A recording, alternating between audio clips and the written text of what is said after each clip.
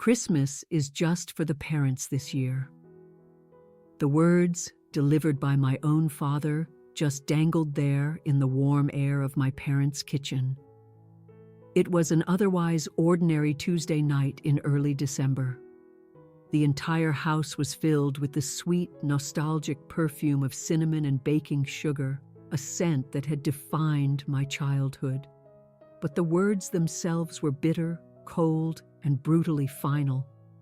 My father, Robert, had said it without even a flicker of emotion. His voice was level. He wasn't yelling. He just stared at me with the detached expression of a host dealing with a guest who had long overstayed their welcome. My mother, Eleanor, was busy at the stove, her back to me as she methodically wiped down an already clean counter. She didn't rush to my defense. She didn't even glance in my direction. My eyes darted around the room, desperately seeking an ally. My older brother, Leo, and his wife, Chloe, were there. My younger sister, Megan, was there too. They all had kids. They all fit the criteria for this new, exclusive club. I was 35. I was divorced. And in that one gut-wrenching moment, it became painfully clear that to them, I wasn't really family anymore. I was an inconvenient spare part, an extra chair they no longer wanted to set at the table. They were probably bracing for tears. Maybe they expected me to plead my case. I refused to give them the satisfaction.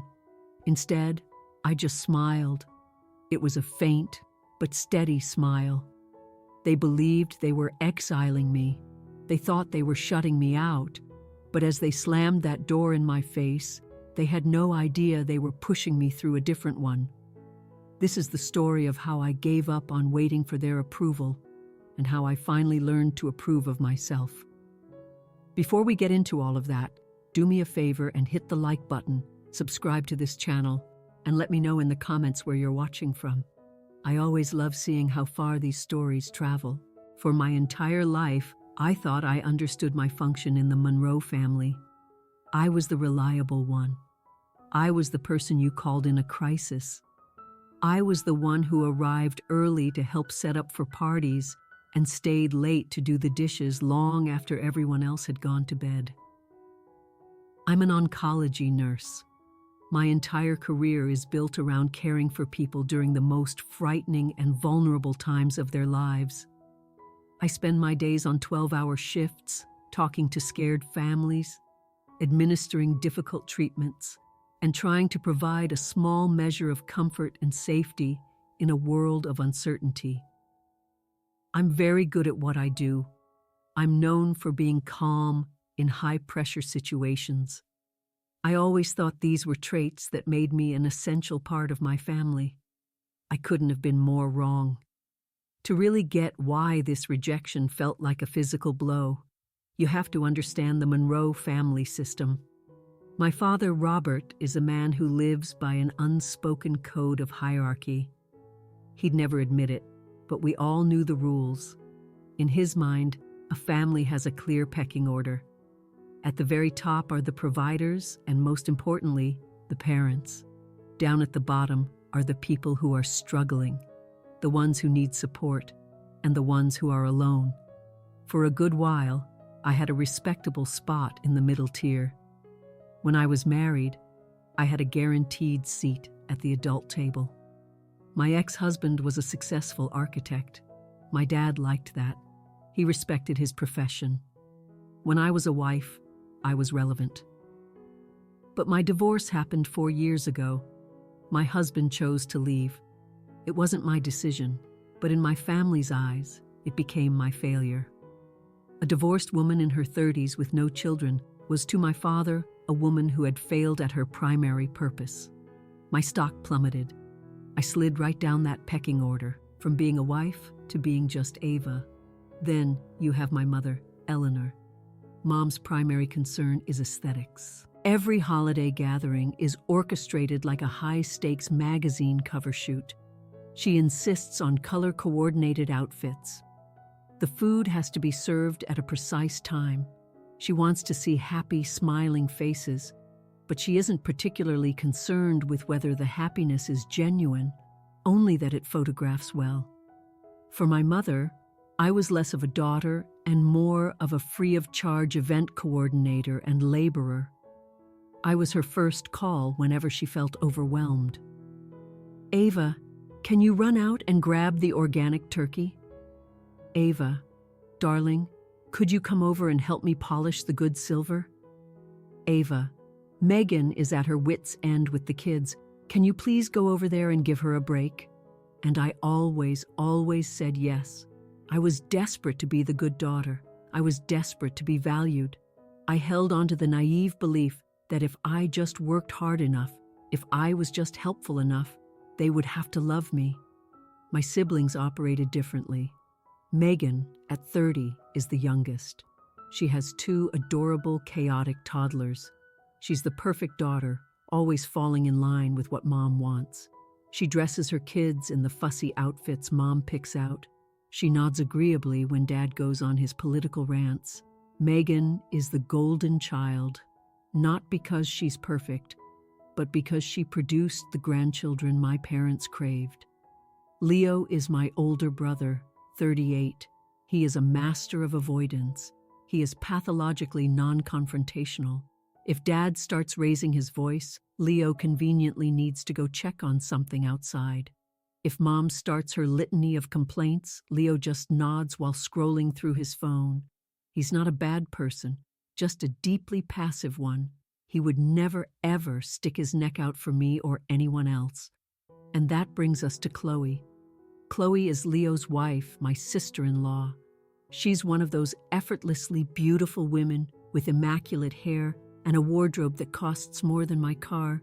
She has a smile permanently plastered on her face, but it's a cold smile that never quite reaches her eyes. Chloe is an expert at delivering devastating insults wrapped in a veneer of sweet concern. She can cut you to ribbons without ever raising her voice. Chloe never liked me, and I think it's because I saw right through her performance. I saw how she subtly controlled Leo and how her presence made him constantly anxious.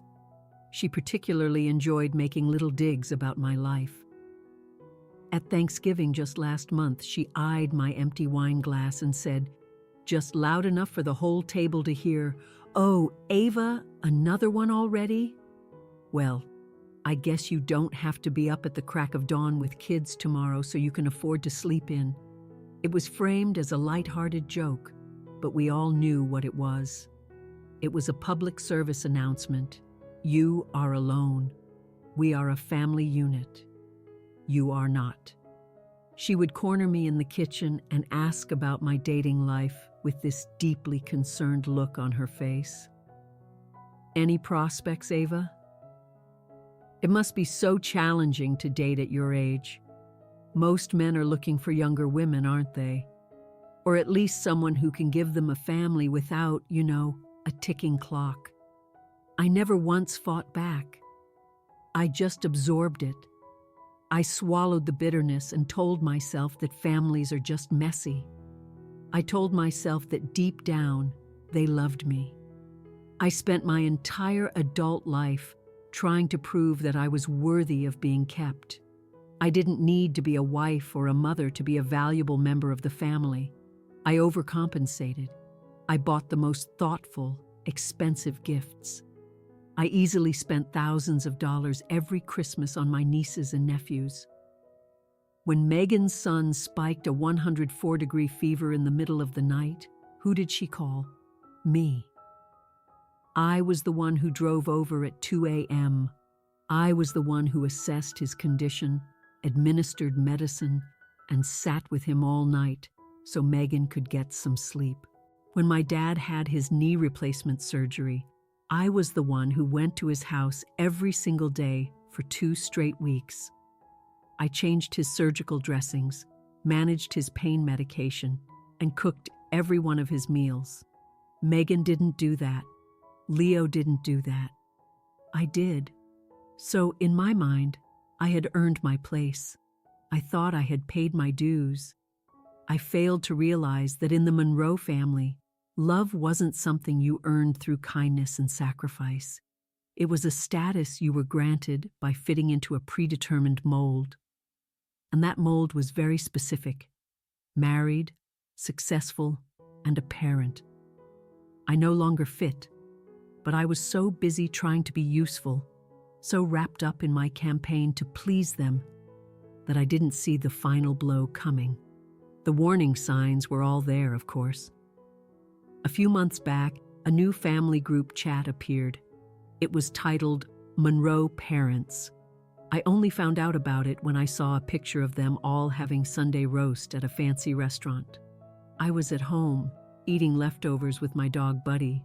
When I asked my mom about it, she just waved it off. "Oh, honey, it was just a last-minute thing. We didn't want to bother you. We know how hard you work." They framed my exclusion as a kindness. They were saving me from the noise and chaos of the children, but they weren't saving me. They were methodically erasing me. The most chilling part is that they didn't even sound malicious when they did it. They sounded practical. They sounded organized. That's the most heartbreaking thing about my family. They can shatter your world while calmly discussing logistics. I just kept telling myself it was a phase. I told myself that Christmas would be the exception. Christmas was the big one. It was sacred. Mom's mantra was always, "Christmas is when the whole family comes home." And I believed her. I bought all the presents. I wrapped them in elegant gold foil paper. I wrote long, heartfelt cards. I put in my time-off request at the hospital months in advance, which is a nightmare to get approved in December. I was ready to step back into my role as the good, helpful daughter. I had no idea they had already held a family meeting without me. I had no idea that while I was out shopping for their gifts, they were strategizing on how to cut me out. It was the first Tuesday of December. The air outside had a sharp winter bite, but inside my parents' house, it was a bubble of warmth. I had come over to drop off some vintage Christmas decorations Mom had asked me to get from my attic. As the designated good daughter, I carefully packed the delicate glass ornaments and made the 40-minute drive to their house right after my hospital shift. I came in through the back door, right into the kitchen, and walked straight into a perfect family tableau. The oven was on, radiating heat. The large kitchen island was dusted with flour and sugar. Mom was in the middle of baking Christmas cookies with Chloe and Megan. The kids were shrieking with laughter in the living room. My dad and Leo were at the kitchen table nursing cups of coffee. The moment I stepped inside, all conversation ceased. The silence was instantaneous and heavy. You know that feeling when you enter a room and can physically feel that you were the subject of conversation? It was exactly like that. "Hi," I said, trying to sound cheerful as I placed the box of ornaments on the counter. "I brought the glass stars, Mom." "Oh," Mom said, wiping her flour-dusted hands on her apron. She didn't smile. Her eyes flickered toward Dad. Dad cleared his throat and set his coffee mug down. The clink of ceramic on granite was sharp and loud in the sudden quiet. "Ava," Dad said, "have a seat." My heart started to thud against my ribs. I felt like a teenager about to be grounded. "I can't stay long," I said, forcing a lightness into my voice. "Buddy's waiting for me at home." "Sit down," Dad said again. This time it wasn't a suggestion. I reluctantly pulled out one of the hard wooden chairs and sat. The wood felt unforgiving and cold. Chloe was standing near the sink, a snowman-shaped cookie cutter in her hand. She was watching me, her head tilted slightly, with a strange, small smile on her face. It was meant to look like pity, but it felt like victory. "We need to discuss Christmas," Dad began. "Okay," I said. "I already got my shifts covered at the hospital. I was planning to come over on Christmas Eve to help with the cooking, and I'll stay through Christmas morning to help with the kids and their presents." I was laying out my value proposition right there on the table. "See, I will cook. I will help. I will be useful." Actually, Mom said, her voice unusually timid and soft, that's what we need to talk about. She glanced at Chloe. Why was she looking at Chloe? Chloe stepped forward, taking charge. Ava, she started, her voice as smooth as warm honey. We've all been talking, and the house is just so full this year. With the new baby and the twins getting so big, it's just pure chaos. I don't mind chaos, I said quickly. I love the kids. I work in a busy hospital, remember? We know, Chloe said, nodding sympathetically. But we want to start a new tradition. We feel it's time that Christmas morning becomes more intimate. I frowned. Intimate? Yes, Dad said, leaning forward on his elbows. His face was grim and serious. We've made a decision. This year, Christmas Day itself will be for the immediate families only, parents and their children. I just stared at him. The words weren't registering. My brain was trying to find a loophole. I am immediate family, I said, my voice barely a whisper. I'm your daughter. You know what we mean, Dad said, his patience already wearing thin. We mean the households with children. It's for the kids, Ava. It's about preserving the magic of Christmas for the little ones. But I always watch them open their presents, I said, and I could hear the desperate tremor in my voice. I hated it. I love watching them.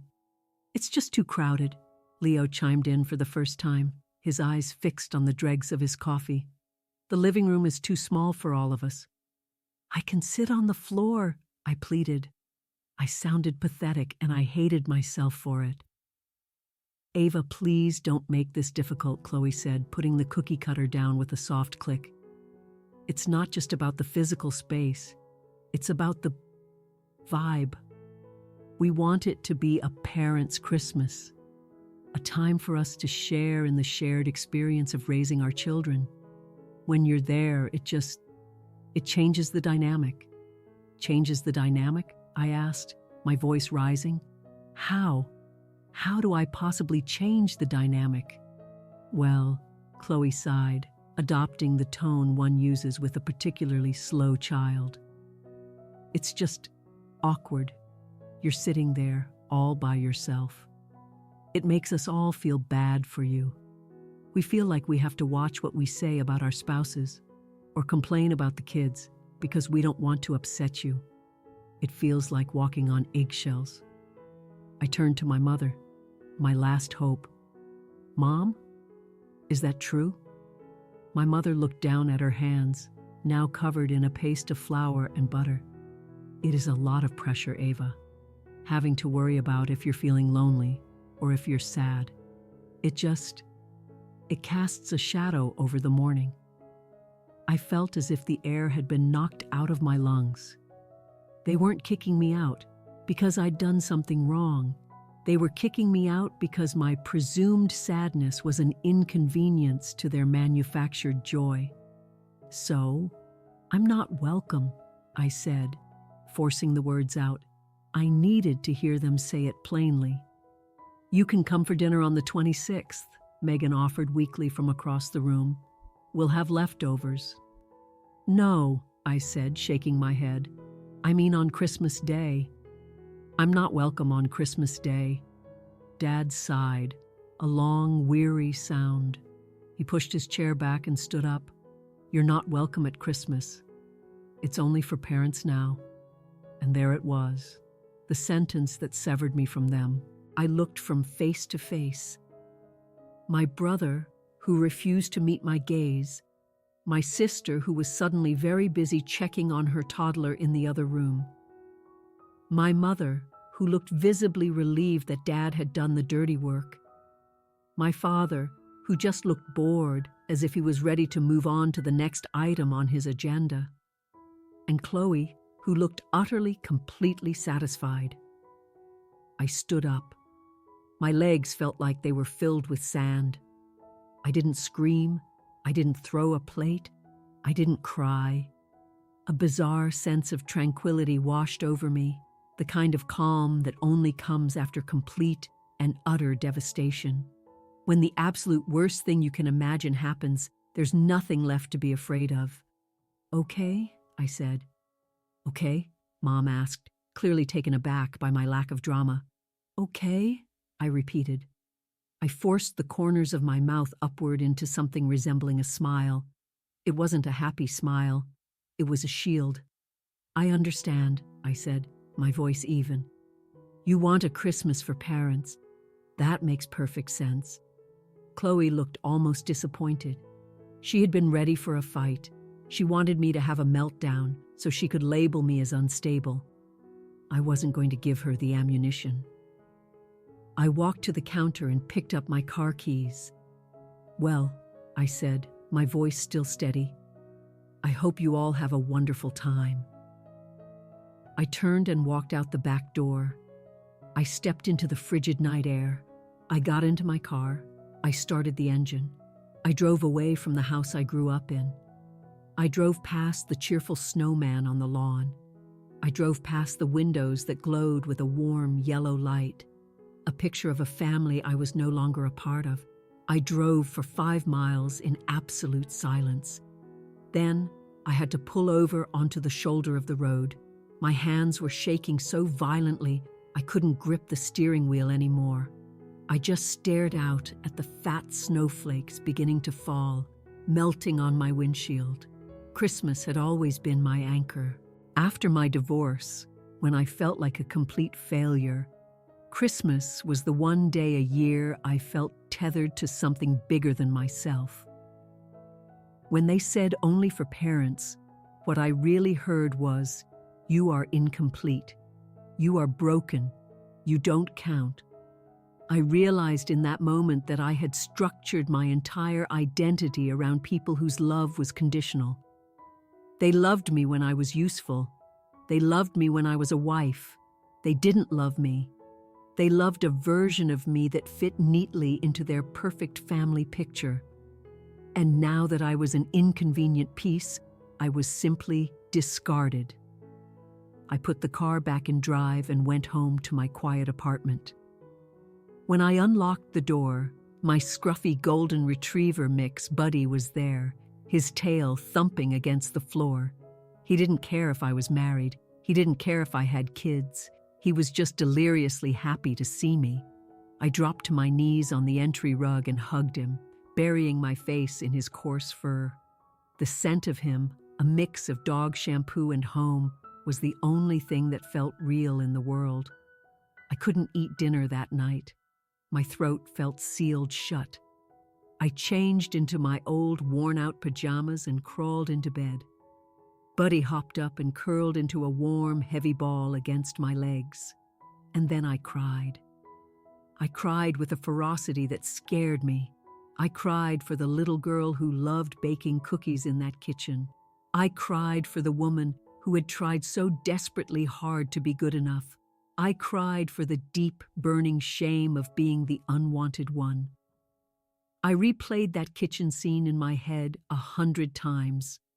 It's only for parents now. We have to watch what we say. Leftovers on the 26th. Each phrase was a fresh stab. I felt so foolish, so utterly humiliated. How had I been so blind? How had I let Chloe treat me that way for so long without ever speaking up? I thought about calling my best friend Jessica, but I was too embarrassed.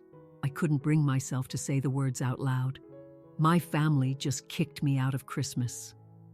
It sounded so pathetic. So I just lay there in the dark, watching the headlights of passing cars cast moving shadows on my ceiling. I drifted in and out of a fitful sleep, plagued by dreams of being locked outside of a house, banging on the window while my family laughed and ate inside, completely oblivious to my existence. But then, the sun rose. A pale gray morning light filtered through my blinds. I opened my eyes. Usually, after a night of heavy crying, I feel sluggish and drained.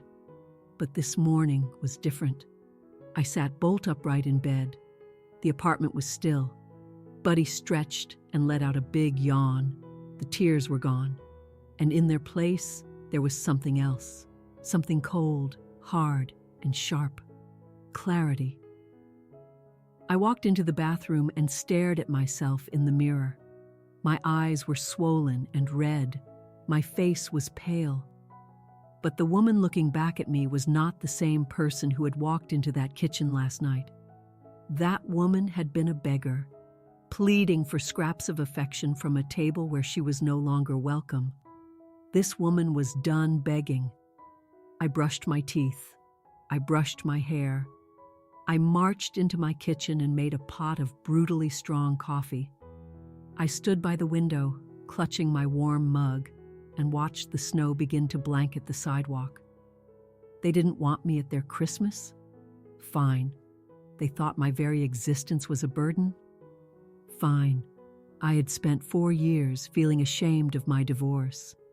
I had spent 4 years trying to make myself smaller, less visible, so I wouldn't make them uncomfortable with my singleness. For what? I was a successful professional in a demanding field. I owned my apartment. I had wonderful, loving friends. I literally saved lives for a living. I was a kind person. I was a generous person. Why was I letting a group of people who judged my worth based on my marital status define me? I took a long sip of the hot, bitter coffee. It felt like a jolt to my system. They expected me to mope at home on Christmas Day. They expected me to be sad and lonely.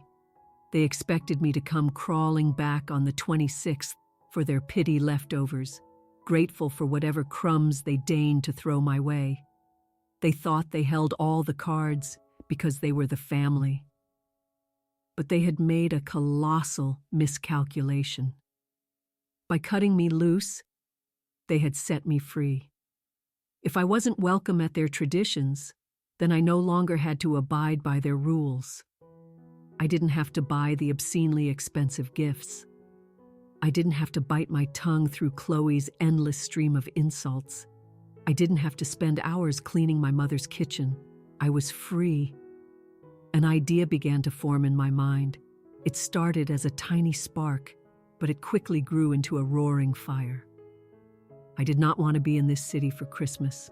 I didn't want to be anywhere near them when they inevitably started posting their perfect, color-coordinated family photos on social media. I didn't want to risk running into them at the grocery store. I wanted to be far, far away.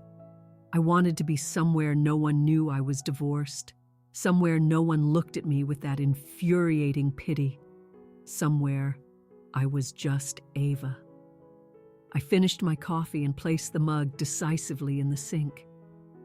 "Buddy," I said to the dog, who was now watching me intently, "how would you feel about spending a week with Auntie Jessica? She has that big yard you love."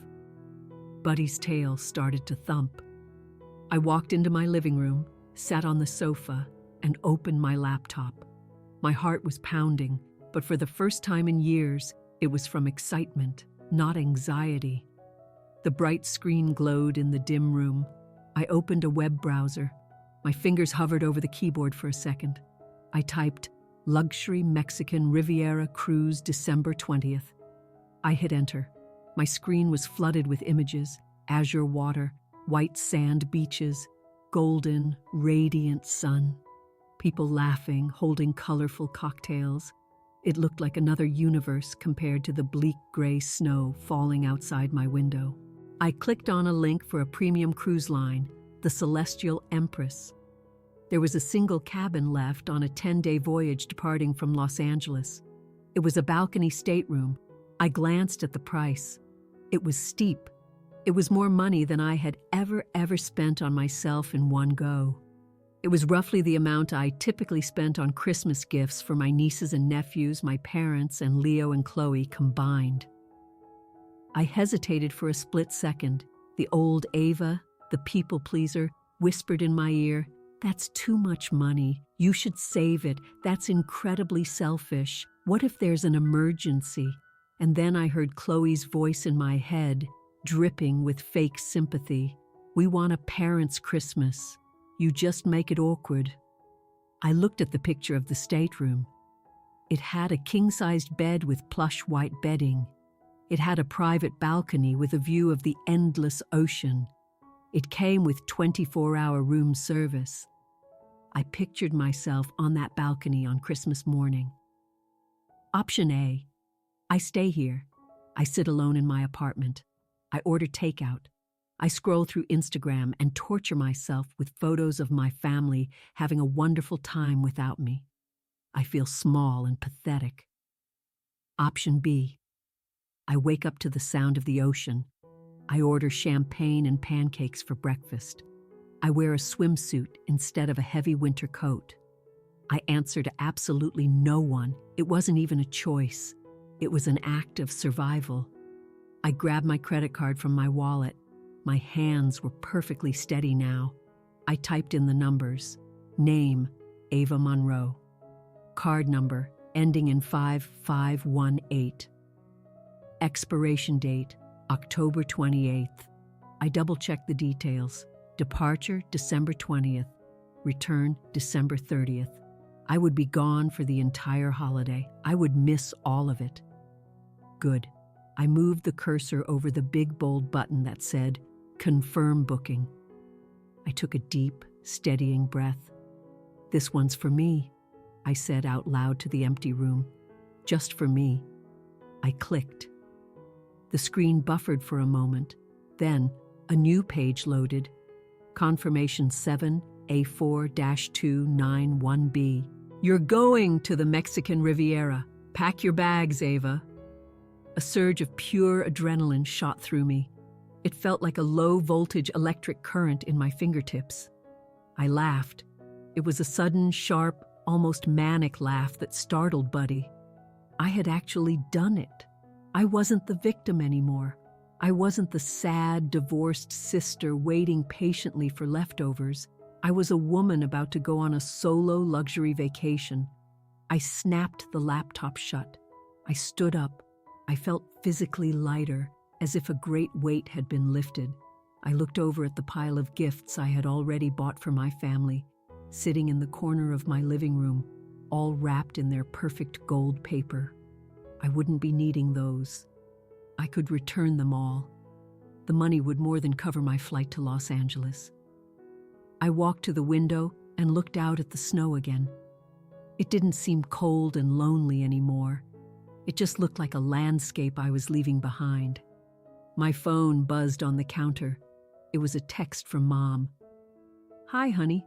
Just checking in. I hope you're not too upset about last night. It really is for the best. Let me know if you're coming for leftovers on the 26th. I stared at the message. The old Ava would have immediately typed back a long, reassuring paragraph. I'm hurt, but I understand. I love you. Of course I'll see you on the 26th. The new Ava didn't reply. I just swiped the notification away. I whispered to myself, Merry Christmas to me. Then I went to my closet and pulled out my largest suitcase. I didn't reach for my wool sweaters. I reached for my summer dresses. The reinvention had already begun. The week leading up to the cruise was surreal. It felt like I was living a double life.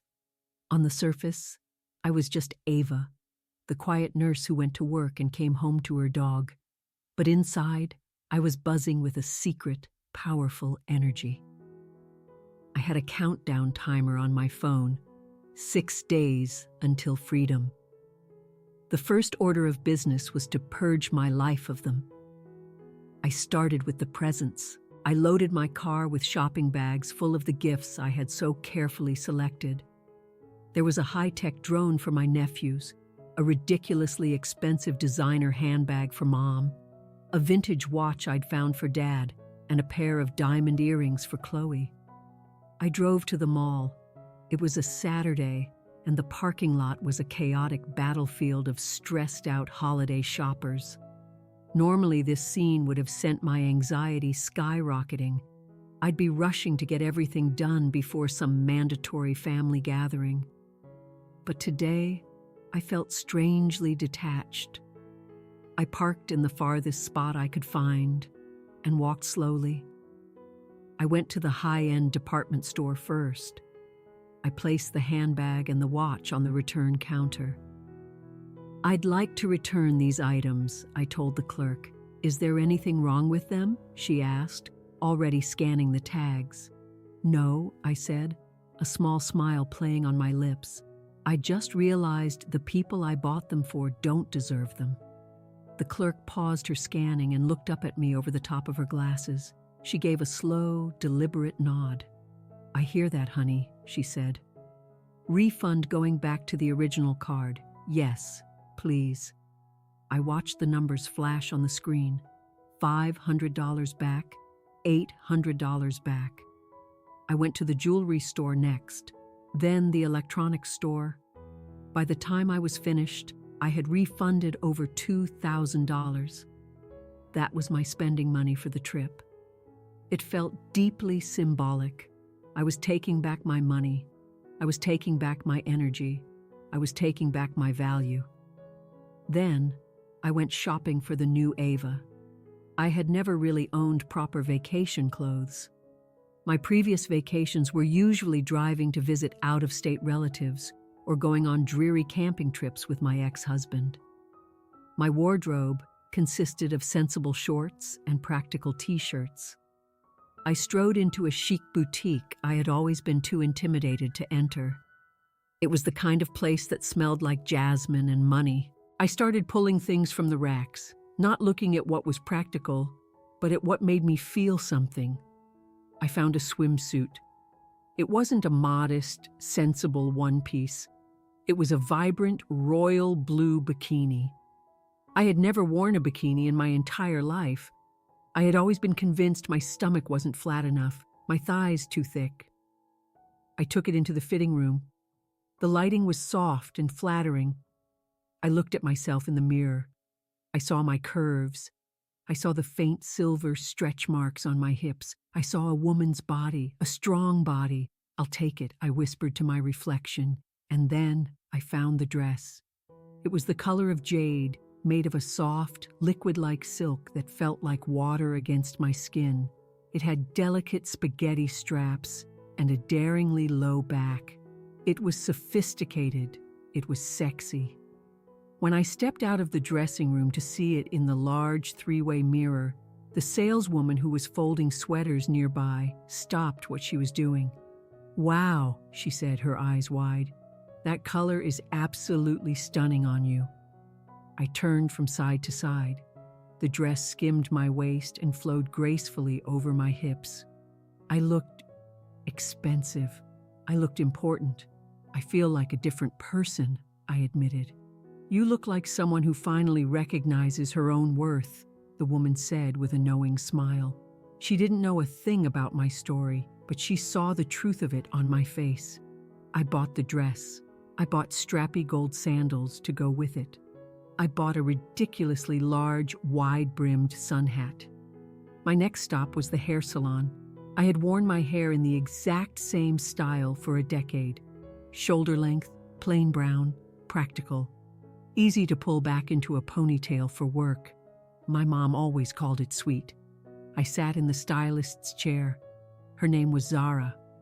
She had neon pink hair and a sleeve of intricate tattoos. "So, what's the plan today?" Zara asked, running her fingers through my boring hair. "Just a trim, I guess." I looked at my reflection. That was the hair of the daughter who sat quietly and took the abuse. That was the hair of the woman who constantly apologized for her own existence. "No," I said, shaking my head. "You know what? I want to change it. I want to cut it to my chin. And I want highlights, bright, warm ones, like honey." Zara's face broke into a wide grin. "Now you're speaking my language." I watched as long strands of my brown hair fell to the floor. It was both terrifying and exhilarating. With each snip of her scissors, I felt a piece of the old me falling away. When she finally spun the chair around for the big reveal, I audibly gasped. The woman in the mirror looked vibrant. The shorter cut made my neck look longer, and the warm, honey-colored highlights framed my face, catching the light and making my skin glow. I didn't look sweet anymore. I looked sharp. All throughout this personal revolution, The shopping, the returns, the haircut. My phone was buzzing incessantly. It was the family group chat, the one I hadn't been kicked out of yet. Megan: Mom, Chloe, did you get the free-range turkey? Chloe: Yes, and I got the matching flannel pajamas for all the kids. They're going to look adorable for pictures. Megan: Perfect. I'm bringing my green bean casserole. Leo: Dad wants to know what time we're starting the gift exchange on the 25th.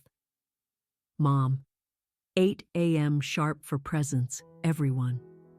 They were meticulously planning the very day I had been banished from. A week ago, seeing those messages would have made me sick with FOMO. I would have felt the familiar pang of being left out.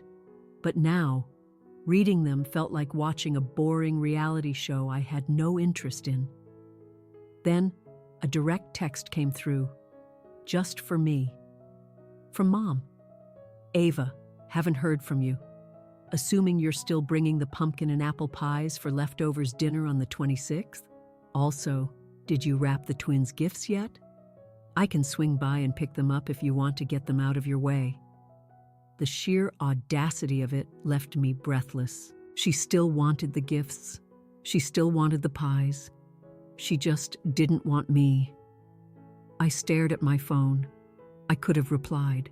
I could have told her I returned the gifts and that I wouldn't be baking any pies.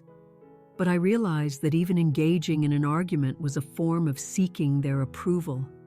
If I fought with them, I was still playing their game. So I did something revolutionary. I didn't reply at all. I just put my phone face down on the counter. The silence in my apartment no longer felt lonely. It felt powerful.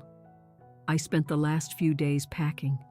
I carefully folded the jade green dress and laid it in my suitcase. I packed sunscreen, my new bikini, and a stack of books I'd been meaning to read for years. I packed my passport. I dropped Buddy off at Jessica's house on the 19th. Jessica gave me a fierce hug at the door. "I am so incredibly proud of you," she said. "Go have the absolute time of your life." "I will," I promised.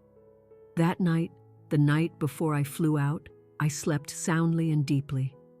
I didn't dream of my family. I dreamt of the ocean. The airport on December 20th was a madhouse, but I moved through the chaos like a serene ghost. I had my noise-canceling headphones on, listening to an upbeat playlist. I wasn't stressed. As the plane took off, I watched the snow-dusted city shrink below me, and I felt a tangible weight lift from my shoulders. Down there, in one of those little gray houses, my family was fretting over turkey cooking times and seating arrangements. Up here, there was only blue sky and sunshine. I landed in Los Angeles. The moment I stepped out of the terminal, the air hit me, warm, humid, and smelling of salt and tropical flowers. I immediately stripped off my heavy winter coat and shoved it into my carry-on. I took a shuttle to the port. When I saw the ship, I literally stopped in my tracks. It was colossal, a floating city of gleaming white steel and sparkling glass, the Celestial Empress. It looked like something out of a dream. I checked in, and the staff treated me like a VIP. "Welcome aboard, Ms. Monroe," they said with warm smiles. "Right this way to your stateroom." Walking into my cabin was a moment I will never, ever forget. It was gorgeous. The bed was enormous, piled high with crisp, white linens. A complimentary bottle of champagne was chilling in an ice bucket with a welcome note. But the balcony was the best part. I slid the heavy glass door open and stepped outside. The ocean was right there. The water in the port was a deep, shimmering teal. A warm breeze immediately tousled my new, shorter hair, and I didn't care at all. I popped the champagne and poured myself a glass. I stood at the railing, the sun warm on my face. To Ava, I toasted myself. The ship set sail just as the sun began to set. I watched the Los Angeles skyline slowly fade into the distance, the city lights twinkling like scattered jewels. For the first 2 days of the cruise, I just let myself decompress. I slept in late. I ordered room service for breakfast. I lounged by the adults-only pool, reading my books. I barely looked at my phone. I could see the notifications piling up, but I ignored them. Then came Christmas Eve. Back home, this was always prep night. Normally, I would be at my mom's house, peeling what felt like 100 pounds of potatoes. My back would ache. Chloe would be hovering, criticizing the way I chopped the onions. Dad would be in his armchair, complaining about the noise. But here, on the ship, Christmas Eve was a formal gala night. I took a long shower. I put on my new jade green dress. I slipped on the gold sandals. I applied a slash of bold red lipstick. I walked down to the main dining room. The entire hall was exquisitely decorated with glittering silver trees and soft blue lights. A string quartet was playing classical music. I was seated at a large round table with a charming elderly couple from England and another solo female traveler from San Francisco named Julia. "You look absolutely breathtaking," Julia said as I sat down. "Is that silk?" "Yes," I said, smoothing the fabric. "It's new. Is this your first cruise?" the British gentleman asked. "It is," I replied. I decided I needed to treat myself. "Good for you, dear," his wife said with a warm smile. "Christmas is best spent being thoroughly pampered, if you ask me." We ate lobster tail and drank expensive wine. We shared stories and laughed until my sides hurt. Not a single person asked me why I was alone. No one asked if I was divorced or why I didn't have children. To them, I was just Ava, a charming, beautiful woman in a stunning green dress. I made my way back to my cabin around midnight. It was officially Christmas morning. I knew exactly what was happening back home. The kids would be waking up soon. Wrapping paper would be flying. My mom would be stressing about her breakfast casserole burning. I felt a tiny, residual pang of the old sadness, a ghost of an ache. But then I looked out my balcony door at the full moon shimmering on the dark, endless water. I decided it was time. I stepped out onto the balcony. The night air was warm and salty. I leaned against the railing, the moonlight making the silk of my dress glow. I held up my phone, angled it just right, and took a selfie. In the photo, I looked radiant. My skin was glowing from the sun. My new hair perfectly framed my face. The vast, dark ocean stretched out behind me. I looked happy, genuinely, authentically happy. I opened Instagram. I hadn't posted anything in months. I uploaded the photo. I didn't tag any of them. I didn't write a long, angry rant. I simply typed a caption. "Choosing myself this Christmas. Merry everything." I hit post. Then I set my phone to do not disturb, put it on the charger across the room, and went to sleep in that giant, soft, wonderful bed. I woke up hours later to bright sunlight streaming into the room. It was Christmas Day. I stretched luxuriously. I felt more rested than I had in years. I finally reached for my phone. The lock screen was a chaotic mess. 21 text messages, 8 missed calls. I sat up, propped the fluffy pillows behind me, and began to scroll.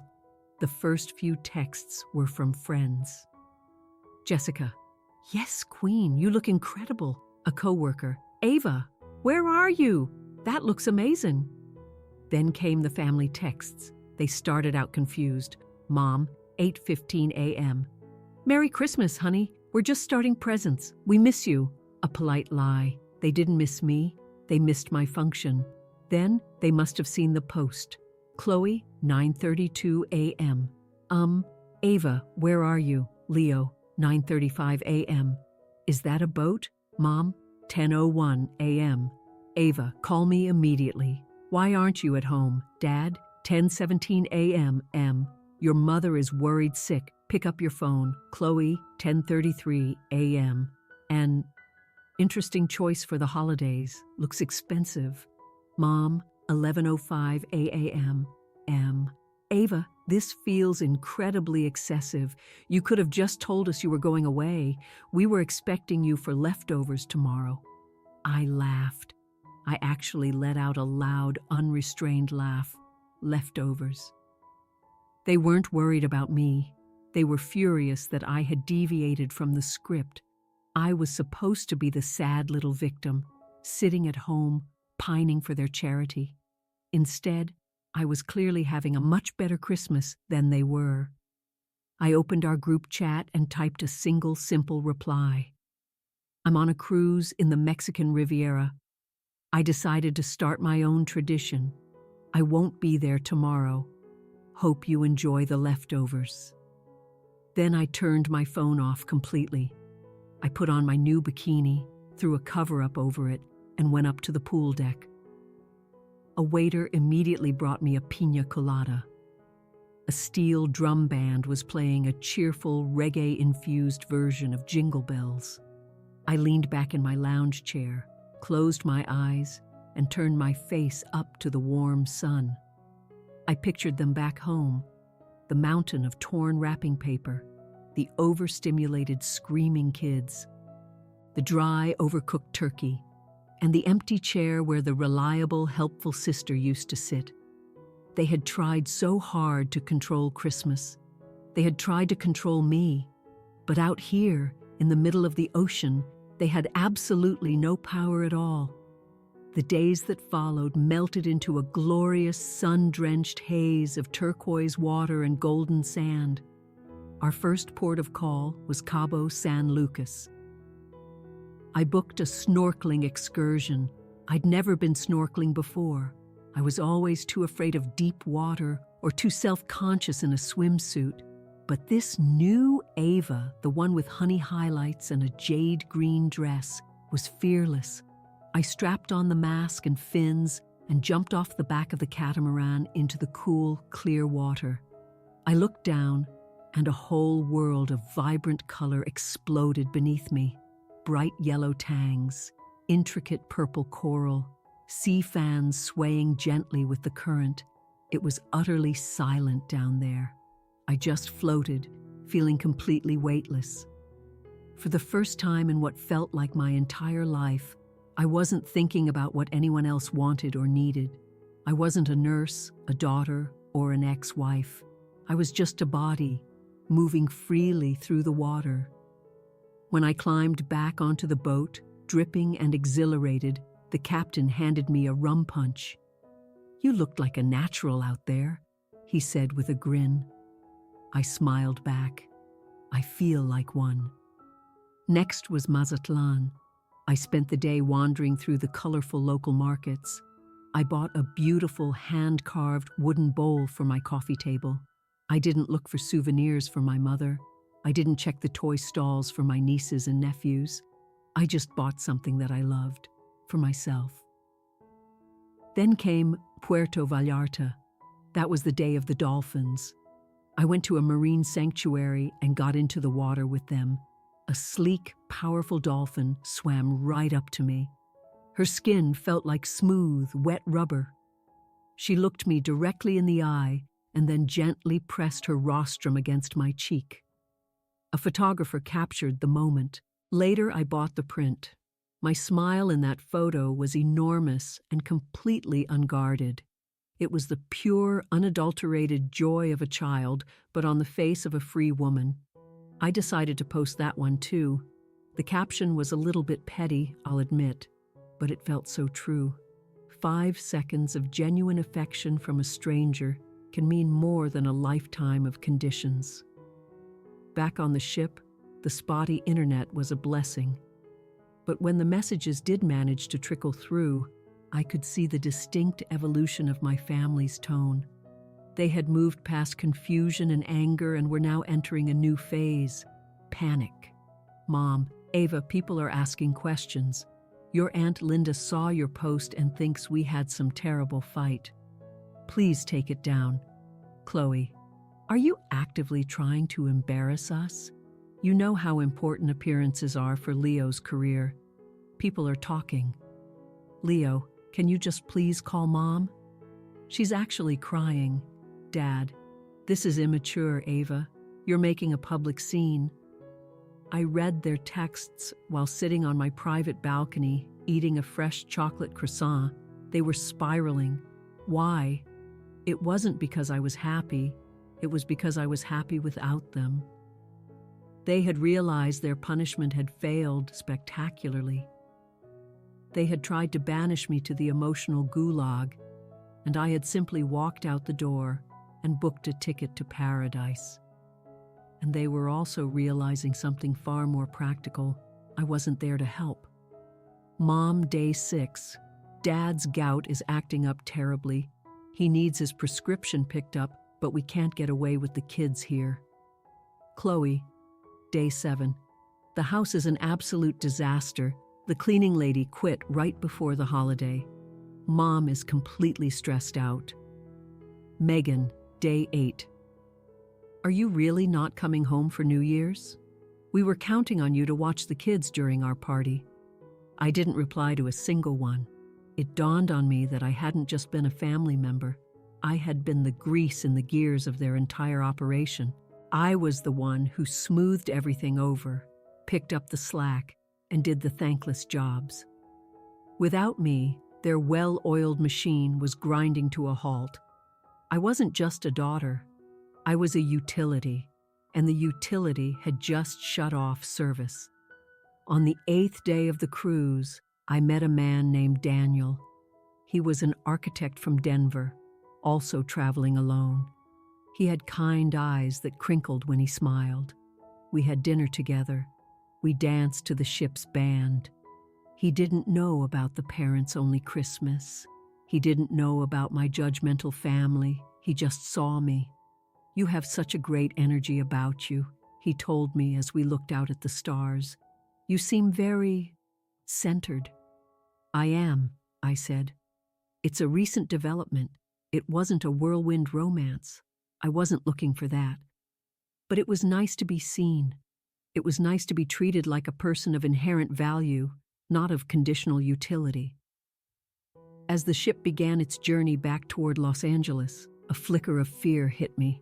The beautiful bubble was about to burst. I had to go back to the real world. I had to go back to the gray slush, the silence, and the family. But then I looked at myself in the mirror one last time before I started packing. My skin was tan. My hair was lighter from the sun. My eyes were clear and bright. I was not the same Ava who had left. The old Ava would have gone back ready to apologize and smooth things over. The old Ava would have been desperate to fix the tension. The new Ava was ready for a reckoning. I packed my suitcase. I carefully folded the jade dress. It smelled of sea salt and expensive perfume. I'm ready, I whispered. The flight home was quiet. I landed on New Year's Day. The city was cold and dreary. The holiday lights were still up, but they looked sad and tired in the daylight. I took an Uber back to my apartment. I picked up a deliriously happy buddy from Jessica's. He practically tackled me with kisses. "Did you miss me, boy?" I asked him, burying my face in his fur. "I missed you too." I had been home for less than an hour when my phone rang. It was my dad. "Ava," he said. His voice sounded strained and old. "Are you home?" "Yes," I said. "I just walked in." "We need to see you," he said. It was the old familiar command. "Come over." "I'm tired, Dad," I replied calmly. "I've been traveling all day." There was a beat of silence on the line. He wasn't accustomed to me saying no. "Please," he said, and it was a word I had so rarely heard him use that it startled me. "Your mother. We all just need to talk." I looked at Buddy, then at my still unpacked suitcase. I could have refused, but I knew this confrontation was inevitable. If I didn't face them now, the unresolved tension would hang over me forever. "Fine," I said. "I'll be there in an hour." I didn't change into my old, dowdy, helpful daughter clothes. I stayed in my comfortable travel outfit, nice linen pants, a stylish blouse, and my gold sandals despite the cold. I kept my hair down. I let my tan show. I drove to the house. The snowman on the lawn was slumped and melting, looking utterly defeated. I walked straight into the kitchen. They were all there, just like before. A strange replay of the scene from that awful night. But the energy was completely different. The kitchen was a wreck. Dirty dishes were piled in the sink. Mom looked haggard, her hair unkempt. Dad looked sullen and was rubbing his foot. Leo and Chloe were there too, and Chloe looked tense, her usual smug smile completely gone. The moment I walked in, all eyes were on me. I saw the collective shock on their faces. They were expecting the pale, sad, defeated Ava to come crawling back. They were expecting a woman who had spent 10 days crying in a dark room. Instead, in walked a woman who looked like she'd just stepped off the pages of a travel magazine. I was glowing. I carried myself with a new posture. I took up more space. "Ava," Mom said, her voice a little breathless. "Your hair." "I know," I said simply. "I like it." I didn't take a seat at the table where they had cast me out. I leaned casually against the counter, crossing my arms. "So," I said, "you wanted to see me." Dad cleared his throat. "We saw your pictures." "I assumed you did," I replied. "You went on a cruise," Leo said, as if stating an unbelievable fact. "By yourself." "It was wonderful," I said, a genuine smile on my face. "I highly recommend it." "We were worried," Mom said, her eyes welling up with tears. "We didn't know where you were. You wouldn't answer your phone." "I was on vacation," I said, my voice perfectly calm. "You told me I wasn't welcome at Christmas, so I made other plans." "We didn't say you weren't welcome," Mom protested weakly. "We just said, you said it was for parents only." I cut her off. My voice wasn't loud, but it was as sharp as a scalpel. "You said my presence changes the dynamic. Chloe said I make things awkward. So, I remove myself. I gave you exactly what you asked for." The room fell into a thick, uncomfortable silence. "Well," Chloe finally said, trying and failing to regain her footing. "You didn't have to be so dramatic about it. Posting all those things online, it made us look bad." I turned my full attention to Chloe. I really looked at her, and for the first time I saw how small she was. She was a petty, insecure woman who derived her power from putting other people down. "Chloe," I said, my voice low and steady, "I no longer care how it made you look. I only care how you made me feel." Chloe's mouth snapped shut. "We missed you," Dad grumbled. "Did you?" I challenged him directly. "Did you miss me? Or did you miss my help? Did you miss having someone to cook and clean and run your errands? Did you miss having a buffer?" Dad looked down at the floor. "Christmas was difficult," Mom admitted in a small voice. "The turkey was dry. The kids fought the whole time. It didn't feel right without you."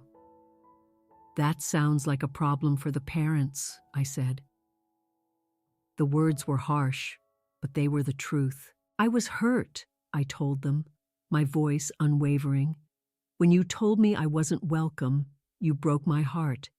You made it clear that because I don't have a husband or a child, I am less than. You told me that my love and my presence were not enough." Mom started crying in earnest now. "No, Ava, that's not true." "It felt true," I said, and for one night I believed it.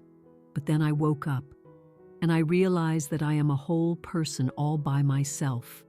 I am complete. I do not need a child or a husband to be a valid human being, and I certainly do not need to beg for a seat at this table. I took a deep breath. I'm done. I am not going to be the family doormat anymore. I won't be the backup plan or the free labor. If I am going to be a part of this family, it will be as an equal. I will come to holidays when I am invited as a cherished guest, not as unpaid staff. I will not be spoken down to, and I will never ever be told that I don't belong here again. I looked straight at my father. Do you understand? My dad looked back at me, and for the first time in years, I saw a glimmer of respect in his eyes.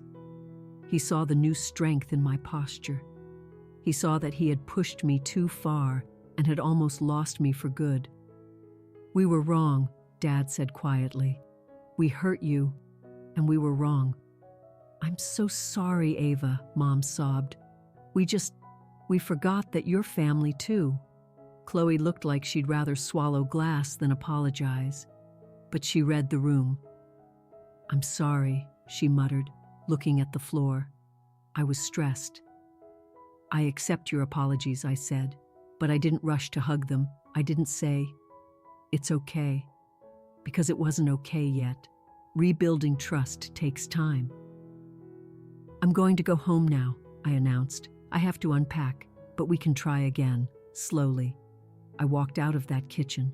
I walked past the sad, melting snowman. I got into my car. My hands were steady. I turned on the radio and sang along to a pop song all the way home. In the weeks that followed, things began to shift. It wasn't a magical overnight fix. People don't fundamentally change who they are. But the dynamic, the one they had been so worried about, had definitely been altered. They started to treat me with a new kind of caution. It was like they were handling a precious vase they had shattered and painstakingly glued back together. They knew I was still their Ava, but they also knew I now had sharp edges. Mom stopped making every single conversation about her grandchildren. When she called, she asked about my life. How was work? How was Buddy? Was I planning any other trips? And when I answered, she actually listened. Dad called me one Tuesday afternoon just to talk about a history documentary he had watched. We spoke for 20 minutes. He didn't ask for a single thing. Even Chloe gave me a wide berth. The little passive-aggressive jabs about my personal life completely stopped. I think she was terrified I'd post another Instagram photo with a cryptic cutting caption. But the most significant change wasn't in them. It was in me. That cruise had taught me something vital. I had always been whole. I had always been enough. I just hadn't been treating myself that way. I stopped trying to shrink. I kept my short hair. I wore bright, bold colors. I started saying no. When Megan called me last minute to babysit so she could go to a concert, I checked my planner. I had a yoga class scheduled. I can't, I told her. I have plans. Can't you just cancel it? She asked, surprised. It's for family. No, I said firmly. It's my time. She was flabbergasted, but she found another babysitter. The world did not end. I kept posting on social media too, not as revenge anymore, but as a form of documentation. I posted pictures of my morning coffee. I posted pictures of Buddy playing in the park. I posted pictures of beautiful sunsets I saw on my drive home from work. I was creating a visual record of my life. I was proving to myself and to anyone watching that a life without a husband and children was still a beautiful, rich, and valid life. One evening in late February, I was sitting in my cozy apartment. It was a cold night, but I had lit some candles and was enjoying a delicious pasta dinner I had made just for myself. My phone buzzed. It was a notification from the Monroe Parents Group chat, except the name had been changed.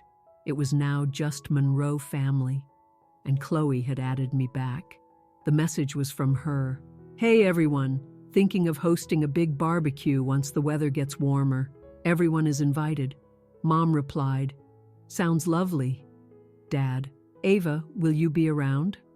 I looked at the screen. I took a slow bite of my pasta.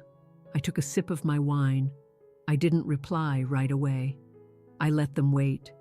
After a few minutes, I typed back, I'll have to check my calendar, but I'd love to come if I'm free. I put my phone down. The greatest revenge was never about cutting them off or living in a state of bitter isolation. The best revenge was visibility. It was about living a life so full, so radiant, and so unapologetically happy that they couldn't help but notice. I was no longer the family victim. I was Ava. And for the first time in my entire life, that was more than enough.